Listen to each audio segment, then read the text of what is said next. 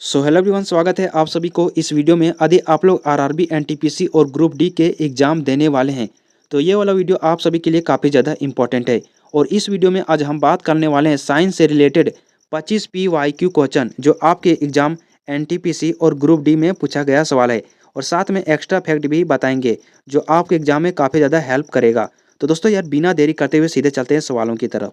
Video पर नए हो यार तो वीडियो को जरूर लाइक कर देना और चैनल को भी सब्सक्राइब कर देना। तो शुरुआत करते हैं पहला सवाल से। प्रोटोप्लाज्म शब्द किसने गाढ़ा है? तो ये सवाल आरआरबी एनटीपीसी 2021 में पूछा गया सवाल है। तो इसका राइट आंसर हो जाएगा ऑप्शन नंबर बी, पुरकिंजे। ठीक है। प्रोटोप्लाज्म शब्द का नामकरण 1839 ईस्वी में पुरकिंजे ने किया था। प्रोटोप्लाज्म को कोशिका के जीवित पदार्थ के रूप में परिभाषित किया जाता है जो कोशिका झिल्ली यानी सेल मेम्ब्रेन से घिरा होता है। अब बात करते हैं प्रोटोप्लाज्म क्या है। यह एक जेली जैसा रंगीन पारदर्शी और चिपचिपा जीवित पदार्थ है जो कोशिका भित्ति के भीतर मौजूद होता है। तो आप यहाँ पिक्चर में देख सकते हैं जो रंगीन पारदर्शी और चिपचिपा जीवित पदार्थ है। साइटोप्लाज्म प्रोटोप्लाज्म का एक हिस्सा है। तो यहाँ से एक क्वेश्चन बन जाता है कि साइटोप्लाज्म प्रोटोप्लाज्म का एक हिस्सा है। तो आप लोग कीजिएगा हाँ, ठीक है। और साइटोप्लाज्म जो कोशिका झिल्ली और केंद्र के बीच मौजूद होता है। तो आप यहाँ देख सकते हैं जो कोशिका झिल्ली और केंद्र के बीच मौजूद होता है कौन? साइटोप्लाज्म। तो ये सभी एक्स्ट्रा फैक्ट आपको जरूरत कर लेना। आप चलते हैं अगला सवाल की तरफ। अगला सवाल में क्या देखिए, वायुमंडलीय दबाव को मापने के लिए किस उपकरण का प्रयोग किया जाता है? तो ये सवाल आरआरबी एनटीपीसी 2016 में पूछा गया सवाल है। तो इसका राइट आंसर हो जाएगा ऑप्शन नंबर बी, बैरोमीटर। वायुमंडलीय दाब को मापने के लिए बैरोमीटर का उपयोग किया जाता है। और लैक्टोमीटर जो दूध की शुद्धता मापने के लिए किया जाता है। मल्टीमीटर का उपयोग यानी वोल्टेज, करंट और प्रतिरोध को मापने के लिए किया जाता है। अमीटर का उपयोग विद्युत परिपथ में बहने वाले विद्युत धारा को मापने के लिए किया जाता है। और अल्टीमीटर का उपयोग यानी ऊंचाई मापने के लिए किया जाता है जो खासकर समुद्र तल से या किसी स्थान के ऊंचाई पर यानी हवाई जहाज में भी इसका उपयोग किया जाता है अल्टीमीटर को। अगला सवाल में क्या देखिए, तीसरे सेल में इलेक्ट्रॉनों की अधिकतम संख्या कितनी होती है? तो ये सवाल आरआरबी ग्रुप डी 2018 का सवाल है। तो कितना होता है? 2 8 18 32 यानी ऑप्शन नंबर सी 18। ठीक है। इलेक्ट्रॉन परमाणु की जिन कक्षाओं में चक्कर लगाते हैं उन कक्षाओं को ऊर्जा स्तर कहा जाता है। किसको क्या कहा जाता है? ऊर्जा स्तर। ठीक है। इन ऊर्जा स्तर कक्षाओं को अंग्रेजी अक्षर में क्रमशः KLMN कोष द्वारा दर्शाया जाता है जो बोर-बेरी नियम के अनुसार परमाणु की किसी कक्षा में इलेक्ट्रॉनों की अधिकतम संख्या यानी इसका सूत्र क्या है? 2n² होता है जहां n संख्या 1 2 3 इत्यादि होता है अर्थात K कोष, L कोष, M कोष, N कोष। अब बात करते हैं पहली कक्षा में इलेक्ट्रॉनों की अधिकतम संख्या कितना होता है? 2 होता है। ठीक है। जिसका यानी सूत्र क्या है? 2n²। दूसरी कक्षा में यानी इलेक्ट्रॉनों की अधिकतम संख्या कितनी होती है? यानी L कोष में 8 होता है। ठीक है। तीसरी कक्षा में इलेक्ट्रॉनों की अधिकतम संख्या कितनी होती है? 18 होती है। ठीक है। यानी तीसरी कक्षा M में इलेक्ट्रॉनों की अधिकतम संख्या 18 होता है। ठीक है। और KLM यानी कौन बचता है? N। ठीक है। इसमें कितना इलेक्ट्रॉनों की अधिकतम संख्या होता है? 32 होता है। ठीक है। तो ये सभी एक्स्ट्रा फैक्ट आपको जरूर याद कर लेना। आप चलते हैं अगला सवाल की तरफ। अगला सवाल में क्या देखिए, साइनोकोबालामिन विटामिन का मानव निर्मित है। तो ये सवाल आरआरबी एनटीपीसी 2022 का सवाल है। तो इसका राइट आंसर हो जाएगा ऑप्शन नंबर बी, B12। ठीक है। जो B12 का रासायनिक नाम क्या है? साइनोकोबालामिन। ठीक है। तो अब बात करते हैं सभी विटामिन का रासायनिक नाम जो आपके एग्जाम के लिए काफ़ी ज़्यादा इंपॉर्टेंट है। तो विटामिन ए का रासायनिक नाम क्या है? रेटिनॉल। जो इसकी कमी से कौन सा रोग होता है? रतौंधी। ठीक है। कम दिखाई देता है। विटामिन B1 का रासायनिक नाम क्या है? थायमिन। इसकी कमी से कौन सा रोग होता है? बेरी। विटामिन B2 का रासायनिक नाम क्या है? राइबोफ्लेविन। जो इसकी कमी से क्या होता है? ओठ का फटना यानी मुंह के किनारे ओठों का फटना। ठीक है। विटामिन B3 का रासायनिक नाम क्या है? नियासिन। विटामिन B5 का रासायनिक नाम क्या है? Pantothenic acid. जो मासिक विकार उत्पन्न होता है। विटामिन B6 का रासायनिक नाम क्या है? पायरोडॉक्सिन यानी जो इसकी कमी से दुर्बलता यानी नींद में कमी होता है। विटामिन B7 का रासायनिक नाम क्या है? बायोटिन। जो इसकी कमी से चर्म रोग और बालों का गिरना। विटामिन B9 का रासायनिक नाम क्या है? Folic acid. जो इसकी कमी से रक्त की कमी होता है। ठीक है। यानी एनीमिया। विटामिन सी का रासायनिक नाम क्या है? Ascorbic acid. जो विटामिन सी की कमी से कौन सा रोग होता है? स्कर्वी होता है। विटामिन डी का रासायनिक नाम क्या है? कैलिसफेरोल। जो इसकी कमी से रिकेट्स होता है। ठीक है। विटामिन ई का रासायनिक नाम क्या है? टोकोफेरोल। जो इसकी कमी से बांझपन यानी मांसपेशियों में कमजोरी होता है। विटामिन के का रासायनिक नाम फाइलोक्विनोन, जो इसकी कमी से रक्त का थक्का नहीं बनता है। तो ये सभी रासायनिक विटामिन जो आपकी एग्जाम के लिए इंपॉर्टेंट, तो इसलिए आपको जरूर याद कर लेना। अब चलते हैं अगला सवाल की तरफ। अगला सवाल में क्या देखिए, बेरी बेरी एक रोग है जो कमी के कारण होता है। तो ये सवाल आरआरबी एनटीपीसी 2020 का सवाल है। तो किसकी कमी से होता है? विटामिन बी1 की कमी से होता है, ठीक है। तो मैंने पिछले सवाल में यहाँ पर करा दिया था, ठीक है। तो यहाँ आप देख सकते हो जो विटामिन बी1 की रासायनिक नाम क्या है, थायमिन, और इसकी कमी से कौन सा रोग होता है? बेरी बेरी होता है, ठीक है। तो आपको जरूर याद कर लेना है। अगला सवाल में क्या है देखिए, दबाव की एसआई इकाई क्या है? तो ये सवाल आरआरबी एनटीपीसी 2021 में, 2016 में, ग्रुप डी 2018 में, यानी कई एग्जाम में बहुत बार रिपीट किया जा चुका है।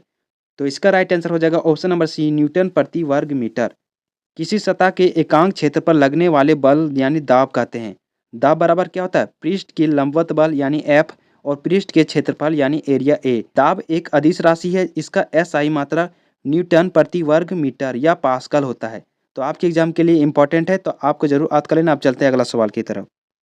अगला सवाल में क्या देखिए, निम्न में से कौन सा यौन संक्रमण रोग एक विषाणु के कारण होता है? तो ये सवाल आरआरबी ग्रुप डी 2022 का सवाल है। तो इसका राइट आंसर हो जाएगा ऑप्शन नंबर सी, एड्स। अब बात करते हैं वायरस यानी विषाणु से होने वाले रोग। तो ये सभी रोग जो विषाणु से होने वाले रोग है, तो इसका ट्रिक क्या है? ए चाचा इन्हें डांटो और खरे गाल पे छापो। क्या है? ए चाचा इन्हें डांटो और खरे गाल पे छापो। ए से एड्स हो जाएगा, चाचा से चेचक हो जाएगा, इन से इन्फ्लुएंजा हो जाएगा, हे से हर्पिस हो जाएगा, डो से यानी डेंगू ज्वर हो जाएगा, टा से ट्रेकोमा हो जाएगा, खा से खसरा हो जाएगा, रे से रेबीज हो जाएगा, गाल से गलसुआ हो जाएगा, पे से पीलिया हो जाएगा, छा से यानी छोटी माता हो जाएगा, और पो से पोलियो हो जाएगा, ठीक है। तो ये सभी बीमारी जो विषाणु से होने वाला रोग है, ठीक है। तो आपको जरूर याद कर लेना, आपके एग्जाम के लिए इंपॉर्टेंट। तो इसका ट्रिक क्या है? ए चाचा इन्हें डांटो और खरे गाल पे छापो। अगला सवाल में क्या देखिए, सांद्र नाइट्रिक अम्ल और सांद्र हाइड्रोक्लोरिक अम्ल के अनुपात में मिश्रण एक्वारेजिया कहलाता है। तो ये सवाल आरआरबी ग्रुप डी 2018 का सवाल है। तो इसका राइट आंसर हो जाएगा ऑप्शन नंबर डी, 1:3। सांद्र नाइट्रिक अम्ल और सांद्र हाइड्रोक्लोरिक अम्ल के मिश्रण ही अम्ल राज है। इन्हें प्रायः 1:3 के अनुपात में मिश्रित किया जाता है। इसे अम्ल राज या एक्वारेजिया नाम इसलिए दिया गया है क्योंकि यह स्वर्ण और प्लेटिनियम आदि नोबेल धातुओं को गला देता है। अगला सवाल में क्या देखिए, इनमें से किस जीव में 3 कोष्ठीय हृदय होता है? तो ये सवाल आरआरबी ग्रुप डी 2022 में पूछा गया सवाल है। तो इसका राइट आंसर हो जाएगा ऑप्शन नंबर सी, मेढक का। उभयचर जैसे मेढक, सेलामेंडर और अधिकांश सरीसृप जैसे सांप, छिपकली में 3 कोष्ठीय हृदय होता है, जिसमें 2 अलिंद और 1 निलय होता है। लेकिन मगरमच्छ को छोड़कर सभी सरीसृपों में के हृदय में 3 कक्ष होता है। मगरमच्छ में 4 कोष्ठीय हृदय होता है। कितना? 4 कोष्ठीय होता है। और ऑक्टोपस में 3 दिल होता है, यानी 3 कोष्ठीय हृदय होता है। तो आपके एग्जाम के लिए इंपॉर्टेंट है। तो मगरमच्छ में कितने कोष्ठीय हृदय होता है? 4, ठीक है। तो आपको जरूर याद कर लेना। आप चलते हैं अगला सवाल की तरफ। अगला सवाल में क्या देखिए, अम्लीय वर्षा का पीएच मान से कम होता है। तो ये सवाल अरबिक ग्रुप डी 2022 का सवाल है।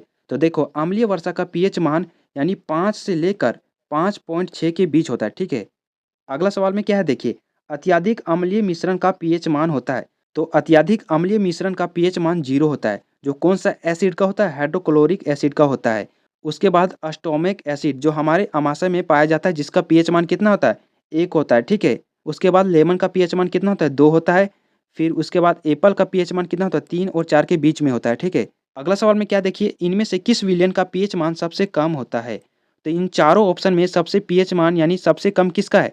टमाटर का रस का, ठीक है। जिसका पीएच मान कितना है? 4 है। कितना? 4 है। तो इसका राइट आंसर हो जाएगा ऑप्शन नंबर डी। दूध का पीएच मान कितना होता है? 6 होता है। प्योर वाटर का पीएच मान कितना होता है? 7 होता है, ठीक है। 0 से लेकर 7 तक जो अम्लीय के बीच में आता है, और 7 से 14 के लेकर क्षारीय के बीच में आता है।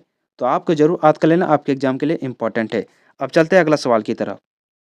अगला सवाल में क्या देखिए, राइबोसोम बनाते हैं, जो एनटीपीसी 2021 में पूछा गया सवाल है। तो इसका राइट आंसर हो जाएगा option number C, protein. Ribosome वो जो प्रोटीन बनाने के लिए जिम्मेदार होते हैं। राइबोसोम आरएनए और प्रोटीन से मिलकर बने होते हैं।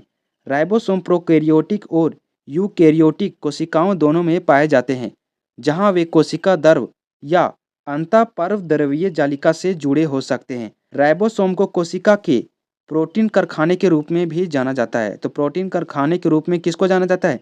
राइबोसोम को, क्योंकि वे प्रोटीन संश्लेषण के लिए आवश्यक है। और राइबोसोम की खोज जॉर्ज एमिल पेलेड ने की थी। कौन किया था? जॉर्ज एमिल पेलेड ने किया था। तो आपको जरूर याद कर लेना, आपके एग्जाम के लिए इंपॉर्टेंट है। अब चलते हैं अगला सवाल की तरफ।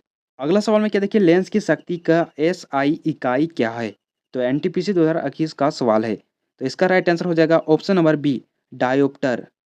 लेंस की शक्ति का एसआई मात्रक डायोप्टर है, जिसे डी द्वारा दर्शाया जाता है। किसके द्वारा? डी द्वारा। डायोप्टर लेंस की शक्ति को मापने की इकाई है, जो लेंस की फोकस दूरी और व्युत्क्रम के बराबर होता है। लेंस का सूत्र यानी लेंस की शक्ति पी बराबर क्या होता है? यानी 1/f, जहाँ एफ फोकस दूरी है और जो मीटर में होता है। ठीक है, तो आपको जरूर याद कर लेना, आपके एग्जाम के लिए इंपॉर्टेंट है। अब चलते हैं अगला सवाल की तरफ। अगला सवाल में क्या देखिए, मानव मस्तिष्क का कौन सा हिस्सा बुद्धि, स्मृति और भावनाओं का केंद्र होता है? तो ये सवाल आरआरबी एनटीपीसी 2016 का सवाल है। तो देखो, मानव मस्तिष्क को 3 भागों में डिवाइड किया गया है। अग्र मस्तिष्क, मध्य मस्तिष्क यानी अग्र मस्तिष्क, मध्य मस्तिष्क और पश्च मस्तिष्क यानी हिंड ब्रेन। ठीक है, लेकिन अग्र मस्तिष्क सबसे बड़ा भाग होता है। ठीक है, मस्तिष्क का सबसे बड़ा भाग कौन होता है? अग्र मस्तिष्क। अब बात करते हैं, अग्र मस्तिष्क को 3 भागों में डिवाइड किया गया है। सेरेब्रम में, थैलेमस और हाइपोथैलेमस। सेरेब्रम जो मस्तिष्क का सबसे बड़ा भाग सचेत विचारों और बुद्धि, स्मृति, भाषा और शरीर की गतिविधियों को नियंत्रित करता है, साथ ही इंद्रियों से प्राप्त जानकारी को संशोधित करता है। उसके बाद बात करते हैं थैलेमस मस्तिष्क, जो दर्द और संवेदना का उत्तरदायी होता है। ठीक है, अब बात करते हैं हाइपोथैलेमस मस्तिष्क, जो मस्तिष्क का एक छोटा यानी लेकिन महत्वपूर्ण क्षेत्र है। शरीर के तापमान को नियंत्रित करता है, भूख, प्यास, नींद, जागने का चक्र और हार्मोन के स्रावों को नियंत्रित करता है। कौन? हाइपोथैलेमस। तो यहाँ क्वेश्चन में पूछा क्या गया है? बुद्धि, स्मृति और भावनाओं का केंद्र होता है। तो किस में? ऑप्शन नंबर बी, सेरिब्रम में। ठीक है, और अगला क्वेश्चन में क्या पूछा गया? मनुष्य के ताप नियमन द्वारा नियंत्रित किया जाता है। तो ताप नियंत्रण किसके द्वारा होता है? शरीर में तापमान का नियंत्रण किसके द्वारा होता है? हाइपोथैलेमस। और भूख प्यास भी इसी के द्वारा होता है, हाइपोथैलेमस के द्वारा। तो आपको जरूर याद कर लेना, आपके एग्जाम के लिए इंपॉर्टेंट है। अब चलते हैं अगला सवाल की तरफ। अगला सवाल में क्या देखिए, कि छिलके में मौजूद कौन सा ऊतक उसे कठोर और दृढ़ बना के बनाता है? आरआरबी ग्रुप डी 2022 का सवाल है। तो इसका राइट आंसर हो जाएगा ऑप्शन नंबर बी, स्क्लेरेन कायमा। तो बात करते हैं नारियल के छिलका यानी भूसी, जो स्क्लेरेन कायमा ऊतक से बना होता है, जो एक प्रकार का दृढ़ ऊतक है, जो पौधों के मजबूती और कठोरता प्रदान करता है। उसके बाद अगला सवाल में क्या देखिए, मृदु तक और स्थूल ऊतक ऊतकों का प्रकार है। तो ये सवाल एनटीपीसी 2021 का सवाल है। तो देखो, अब बात करते हैं सरल अस्थायी ऊतक, जो मुख्य रूप से 3 प्रकार के होते हैं। कितने प्रकार के? 3 प्रकार के होते हैं, जो 3 भागों में इसको डिवाइड किया गया है। मृदु ऊतक यानी पेरेन कायमा, स्थूल कोण ऊतक कोलेन कायमा, दृढ़ ऊतक जो स्क्लेरेन कायमा।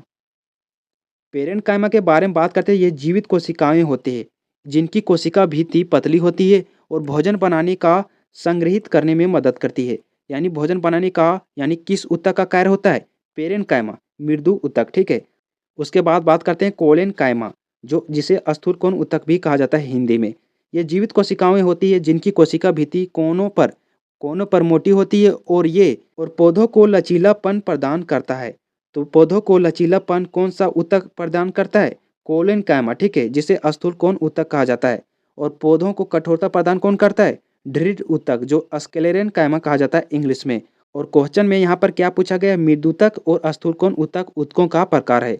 तो क्या हो जाएगा? इसका right answer option number C, सरल अस्थायी ऊतक। अगला सवाल में क्या है देखिए, आशा अपनी कपड़ा साफ करने के लिए गलती से डिटर्जेंट के स्थान पर अज्ञात विलयन का उपयोग करती है। उसके कपड़ों का रंग फीका पड़ जाता है और यह विलयन हो सकता है। तो क्या हो सकता है? ग्रुप डी 2022 का सवाल है। तो इसका राइट आंसर क्या हो जाएगा? Bleaching powder. ठीक है, कपड़ों के रंग फीका करने वाले विलयन ब्लीचिंग पाउडर हो सकता है। इसका रासायनिक नाम कैल्शियम ऑक्सोक्लोराइड है। इसे चूने का क्लोराइड भी कहा जाता है। सोडियम बाइकार्बोनेट का रासायनिक सूत्र क्या है? NaSCO3, जिसे मीठा सोडा या खाने का सोडा है। अगला सवाल में क्या देखिए, 5 जगत प्रणाली में वर्गीकरण का मुख्य आधार होता है। तो ग्रुप डी 2018 का सवाल है। तो इसका राइट आंसर हो जाएगा ऑप्शन नंबर ए, पोषण। ठीक है, तो सबसे पहले बात करते हैं 1969 में जो RHY टेकर ने 5 जगत वर्गीकरण का प्रस्ताव रखा था, जिसमें से पहले मोनेरा, प्रोटिस्टा, फंगी, प्लांटे और एनीमिलिया, ठीक है। मोनेरा जगत में बैक्टीरिया आता है, साइनोबैक्टीरिया, आर्के बैक्टीरिया शामिल है। प्रोटिस्टा जगत में एक कोशिकीय यूकैरियोटिक जीव शामिल है। फंगी में फंगी जगत में परजीवी पर निर्भर जीव और अपना भोजन के लिए मृत जीव शामिल हैं। और प्लांटे में पादप जगत में शैवाल और बहुकोशिकीय हरे पौधे शामिल हैं, ठीक है। और एनिमेलिया में जंतु जगत में सभी बहुकोशिकीय जानवर शामिल हैं। तो ये एक्स्ट्रा फैक्ट आपको जरूर याद कर लेना। आप चलते हैं अगला सवाल की तरफ। अगला सवाल में क्या देखिए, मानव शरीर में वसा का पाचन मुख्यतः में होता है, तो किस में होता है? छोटी आंत में होता है। एनटीपीसी 2021 का सवाल है। मानव शरीर में वसा का पाचन मुख्यतः छोटी आंत में होता है। कहाँ होता है? छोटी आंत में, जहाँ अकृत से निकलने वाले पित्त और अग्नाशय से निकलने वाले एंजाइम वसा के छोटे अणुओं को तोड़ते हैं, जिन्हें बाद में शरीर द्वारा अवशोषित किया जाता है। अब बात करते हैं पित्त का क्या कार्य होता है। पित्त का क्या कार्य होता है? अकृत से निकलने वाले पित्त और पित्ताशय में जमा होकर छोटी आंत में पहुंचता है और जहां वसा को छोटे छोटे टुकड़े में तोड़ता है, जिसे पायसीकरण कहते हैं। क्या कहते हैं? पायसीकरण। अब बात करते हैं अग्नाशय के बारे में। जो अग्नाशय से लाइपेज नामक एंजाइम निकलता है। कौन सा एंजाइम? लाइपेज, जो वसा को वसीय अम्ल और ग्लिसरोल में तोड़ता है। किस में तोड़ता है? वसा को वसीय अम्ल और ग्लिसरोल में तोड़ता है। अगला सवाल में क्या देखिए, मानव नरों में मौजूद लिंग गुणसूत्र एक्स वाई, इनके बीच क्या अंतर है? तो ये सवाल आरआरबी ग्रुप डी 2022 का सवाल है। तो देखो, मानव नरों में मौजूद लिंग गुणसूत्र एक्स वाई, एक्स गुणसूत्र सबसे बड़ा होता है, ठीक है, जबकि वाई गुणसूत्र सबसे छोटा होता है। तो इसका राइट आंसर हो जाएगा ऑप्शन नंबर बी। अगला सवाल में क्या देखिए, आधुनिक आनुवांशिकी का जनक किसे माना जाता है? आधुनिक आनुवांशिकी का जनक किसे माना जाता है? ग्रेगर मेंडल को, ठीक है। ऑप्शन नंबर बी इसका राइट आंसर हो जाएगा। एनटीपीसी 2016 का सवाल है।